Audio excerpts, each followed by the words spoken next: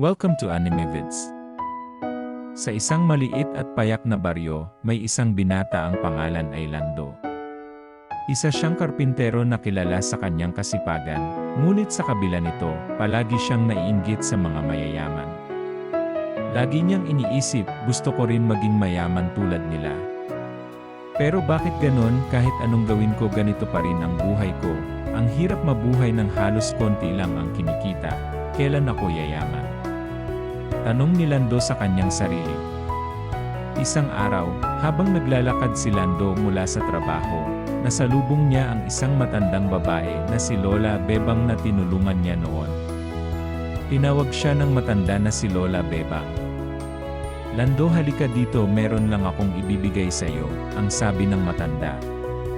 Pero tiningnan niyang mabuti ang matandang babae na halos di naman niya kilala. Hindi niya pinansin at nagpatuloy sa paglalakad si Lando, dahil sa mga oras na yon ay nais niyang makauwi. Ngunit tinawag pa rin siya ng ilang ulit at dito na niya kinausap ang babae. Lola, bakit niyo ako kilala sa kabila ng hindi ko naman kayo kilala? Sumagot ang matanda, ang sabi ako si Lola Bebang na tinulungan mo noon. Nag-isip si Lando. Tama kayo nga po Lola Bebang, kumusta na kayo, ang sagot ni Lando sa matanda. Maya-maya may kinuha ang matanda sa kanyang bulsa at pinakita sa kanya ang isang gintong medalya. Hindi ito ordinaryo medalya, sa bawat humahawak dito, mararamdaman mo ang kakaibang enerhiya na magbibigay sa iyo ng pagpapala at tagumpay. At ibinigay kay Lando ang medalyang ginto. Habang nagsasalita si Lola Bebang, wala sa kaisipan si Lando na pakinggan pa ito, dahil nakatuon ang mata at isip sa medalyang ginto. Pagkasabi ni Lola Bebang ang kanyang mga bilin kay Lando, umalis na ito. Masayang-masaya si Lando habang naglalakad. Sa wakas, may bagay na rin siyang maipagmamalaki sa mga tao. Hawak-hawak niya ang medalya habang naglalakad sa tabi ng ilog pauwi sa kanilang bahay.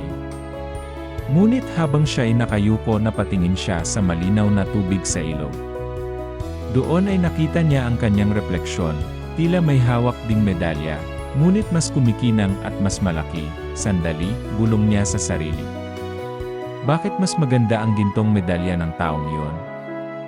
At bakit pareho kami ng mukha, at ang hawak niyang medalya doble ang laki kumpara sa hawak ko?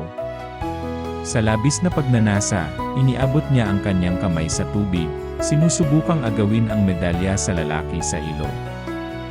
Ngunit nang kinukuha niya ito, nadulas ang kanyang kamay, at nahulog siya sa ilalim ng tubig kasama ang medalya hawak niya. Pilit niyang kumawala sa tubig. Ngunit para siyang hinihigop pa ilalim hanggang tuluyan na siyang naglaho sa tubig at hindi na nakabalik pa. Hindi sana nangyari ito kay Lando, kung nakinig siya sa huling sinabi ng matandang babae, habang binibigay sa kanya ang gintong medalya. Aral ng kwento.